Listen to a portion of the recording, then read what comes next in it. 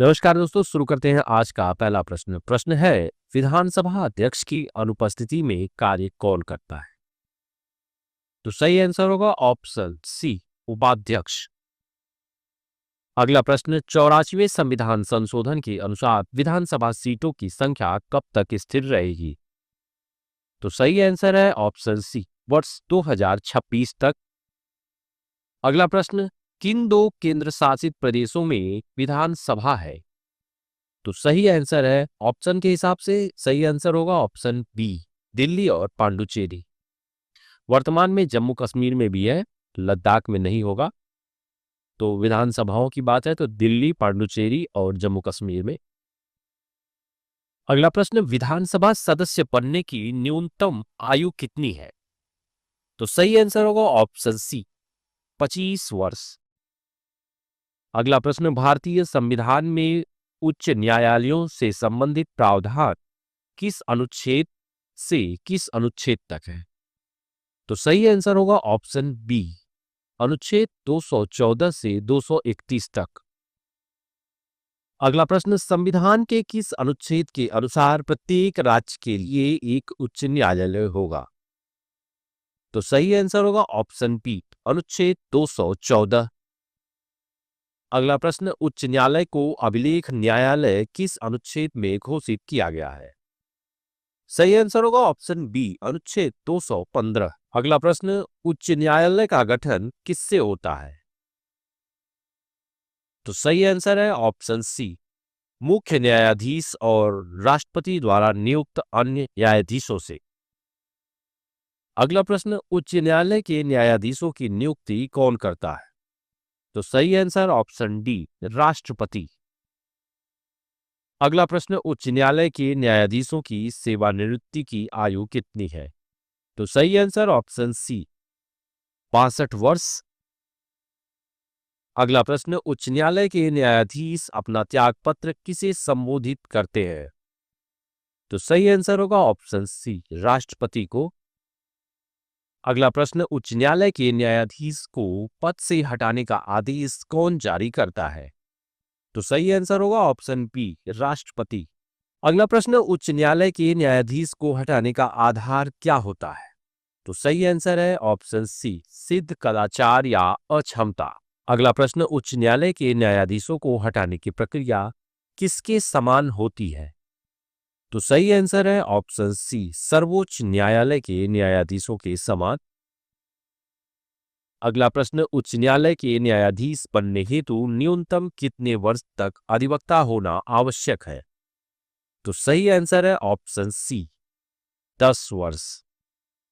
अगला प्रश्न, न्यायिक पद धारण करने वाले व्यक्ति के लिए न्यूनतम अनुभव कितना होना चाहिए? तो सही आंसर है ऑप्शन डी, 10 वर्ष। अगला प्रश्न, उच्च न्यायालय के न्यायाधीशों का वेतन किससे दिया जाता है? तो सही आंसर है ऑप्शन बी, राज्य की संचित निधि से। अगला प्रश्न, कार्यकारी मुख्य न्यायाधीश की नियुक्ति कौन करता है? तो सही आंसर ऑप्शन बी, राष्ट्रपति। अगला प्रश्न, मूल अधिकारों के प्रवर्तन हेतु रीट जारी करने की शक्ति उच्च न्यायालय को किस अनुच्छेद के तहत प्राप्त है? तो सही आंसर है ऑप्शन बी, अनुच्छेद 226। अगला प्रश्न है, भारत के सभी न्यायालयों पर अधीक्षण की शक्ति किस अनुच्छेद में दी गई है? तो सही आंसर है ऑप्शन सी, अनुच्छेद 227। अगला प्रश्न, वर्तमान में भारत में कुल कितने उच्च न्यायालय हैं? तो सही आंसर है ऑप्शन सी, 24। अगला प्रश्न, कितने उच्च न्यायालयों का क्षेत्राधिकार एक से अधिक राज्यों पर है? तो सही आंसर है ऑप्शन सी, 7। अगला प्रश्न, किस केंद्र शासित प्रदेश का अपना अलग उच्च न्यायालय है? सही आंसर है ऑप्शन डी, दिल्ली का। अगला प्रश्न है, भारत में सर्वप्रथम उच्च न्यायालयों की स्थापना किस वर्ष हुई थी? तो सही आंसर है ऑप्शन सी, 1862 में। अगला प्रश्न, इलाहाबाद उच्च न्यायालय की स्थापना कब हुई? तो सही आंसर ऑप्शन डी, 1866 में। अगला प्रश्न, जिला न्यायाधीश की नियुक्ति में किससे परामर्श लिया जाता है? तो सही आंसर है ऑप्शन सी, उच्च न्यायालय से। अगला प्रश्न, जिला न्यायपालिका का नियंत्रण किस अनुच्छेद के अंतर्गत उच्च न्यायालय रखता है? तो सही आंसर होगा ऑप्शन सी, अनुच्छेद 235। अगला प्रश्न, निवारक निरोध में अधिकतम कितने समय तक बिना मुकदमा चलाए बंद रखा जा सकता है? तो सही आंसर है ऑप्शन सी, 3 माह। अगला प्रश्न है, ग्राम न्यायालय अधिवेशन किस वर्ष लागू हुआ था? तो सही आंसर है ऑप्शन सी, वर्ष 2008 में। अगला प्रश्न, भारतीय संविधान में आपातकालीन उपबंध किस भाग में वर्णित है? तो सही आंसर है ऑप्शन सी, भाग 18 में। अगला प्रश्न, संविधान में कुल कितने प्रकार के आपातकाल का प्रावधान है? तो सही आंसर है ऑप्शन डी, 3 प्रकार के। अगला प्रश्न, राष्ट्रीय आपातकाल की घोषणा किस अनुच्छेद के अंतर्गत की जाती है? तो सही आंसर है ऑप्शन डी, अनुच्छेद 352। अगला प्रश्न, राष्ट्रीय आपातकाल किन कारणों से घोषित किया जा सकता है? तो सही आंसर होगा ऑप्शन ए, युद्ध, बाह्य आक्रमण और सशस्त्र विद्रोह। अगला प्रश्न, राष्ट्रीय आपातकाल की उद्घोषणा को संसद से कितने समय में अनुमोदन मिलना आवश्यक है? तो सही आंसर है ऑप्शन बी, 1 माह। अगला प्रश्न, लोकसभा भंग होने की स्थिति में आपातकाल की उद्घोषणा कितने दिनों तक प्रभावी रहती है यदि राज्यसभा ने अनुमोदन दे दिया हो? तो सही आंसर ऑप्शन बी, 30 दिन। अगला प्रश्न, संसद से अनुमोदन के बाद राष्ट्रीय आपातकाल कितने समय तक प्रभावी रहता है? तो सही आंसर ऑप्शन बी, 6 माह। अगला प्रश्न, राष्ट्रीय आपातकाल के दौरान संसद को किस सूची पर कानून बनाने का अधिकार मिल जाता है? तो सही आंसर ऑप्शन सी, राज्य सूची पर। अगला प्रश्न, आपातकाल समाप्त होने के बाद राज्य सूची पर बने कानून कितने समय तक प्रभावी रहते हैं? तो सही आंसर ऑप्शन बी, 6 माह। अगला प्रश्न, राष्ट्रीय आपातकाल के दौरान यदि संसद सत्र में ना हो तो राष्ट्रपति क्या जारी कर सकता है? तो सही आंसर ऑप्शन ए, अध्यादेश।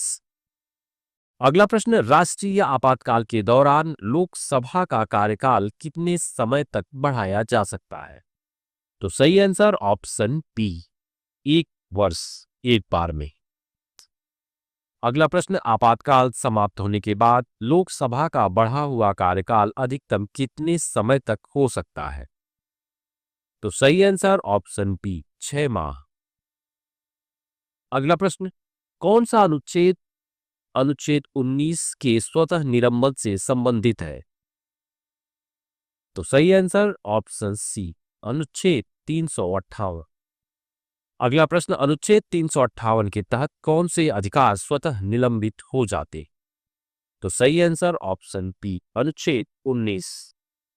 अगला प्रश्न, अनुच्छेद 359 के अंतर्गत किन मूल अधिकारों को निलंबित नहीं किया जा सकता?